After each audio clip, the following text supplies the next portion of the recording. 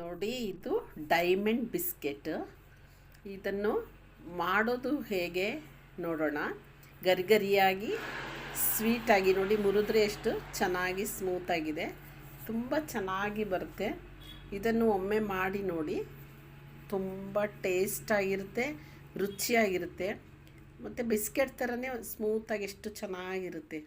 ತಿಂತಾಯಿದ್ರೆ ಇನ್ನೊಮ್ಮೆ ತಿನ್ನೋಣ ಅನಿಸುತ್ತೆ, ಅಷ್ಟು ಚೆನ್ನಾಗಿರೋದು.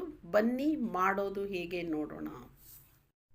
ಇವತ್ತು ಡೈಮಂಡ್ ಬಿಸ್ಕೆಟ್ ಮಾಡೋಣ ಅಂತ 1 ಕಪ್ಪು ಸಕ್ಕರೆ ತಗೊಂಡಿದ್ದೀನಿ. 1 kgಯಷ್ಟು ಡೈಮಂಡ್ ಬಿಸ್ಕೆಟ್ ಮಾಡೋಣ ಅಂತ 2 ಏಲಕ್ಕಿ ಹಾಕ್ಕೊಂಡು ಸಕ್ಕರೆನ ಪೌಡ್ರ್ ಮಾಡ್ಕೊಳ್ತಾ ಇದ್ದೀನಿ. ಪೌಡ್ರ್ ಆದಮೇಲೆ ಅದಕ್ಕೆ 4 ಮೊಟ್ಟೆ ಹಾಕ್ಕೊಂಡು ಗ್ರೈಂಡ್ರ್ ಮಾಡಿ ತಗೊಳ್ತೀನಿ.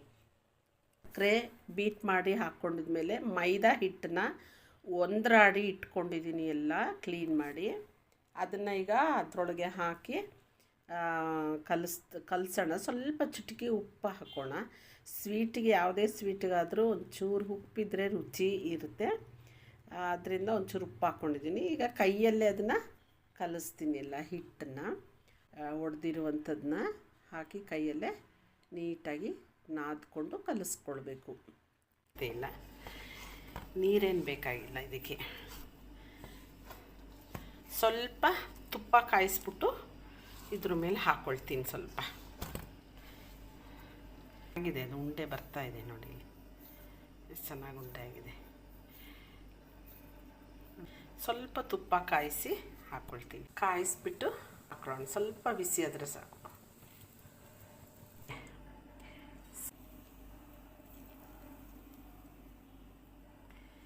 ಇದ್ರ ಮೇಲೆ ಹಾಕ್ಕೊಳ್ತಾ ಇದ್ದೀನಿ. ಈಗ ಚೆನ್ನಾಗಿ ಕಲಸೋಣ. ಈ ಥರ ಕಲಿಸ್ಬಿಟ್ಟು ಒಂದು 10 ಮಿನಿಟ್ಸ್ 20 ಮಿನಿಟ್ಸ್ ಮುಚ್ಚಿಟ್ಬಿಡೋಣ. ಈ ಥರ ಲಟ್ಟಿಸ್ಕೋಬೇಕೆಲ್ಲ. ಲಟ್ಟಿಸ್ಕೊಬಿಟ್ಟು ಈಗ ಇದನ್ನು ಕಟ್ ಮಾಡಬೇಕು. ನಮಗೆ ಯಾವ ಆಕಾರ ಬೇಕೋ ಆ ಥರ ಕಟ್ ಮಾಡಿ.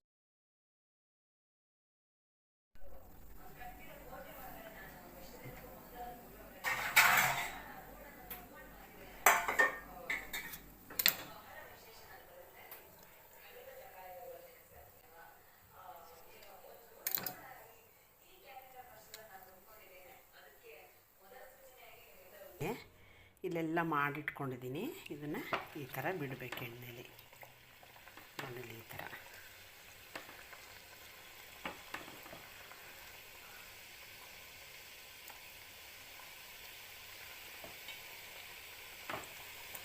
ಈ ಥರ ಎಲ್ಲ ಮಾಡಿದ್ದನ್ನು ಬಿಸ್ಕೆಟ್ನ ಇಟ್ಕೊಂಡು ಈ ಥರ ಬಿಡಬೇಕು.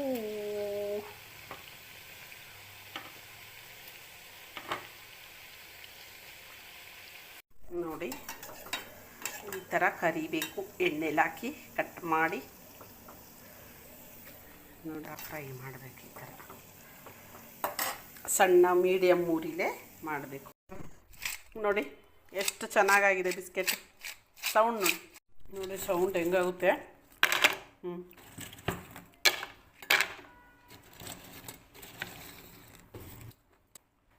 ನೋಡಿ, ಹಾಕಿದ್ರೆ ಹೆಂಗೆ ಸೌಂಡ್ ಬರುತ್ತೆ ನೋಡಿ.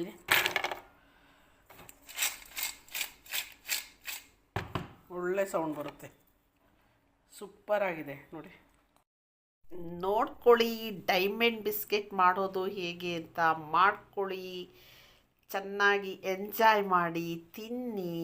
ರುಚಿಯಾಗಿರುತ್ತೆ, ಆರೋಗ್ಯಕ್ಕೂ ಒಳ್ಳೆಯದು. ಮಾಡ್ಕೊಳ್ಳಿ, ತಿನ್ಕೊಳ್ಳಿ, ನೋಡ್ಕೊಳ್ಳಿ.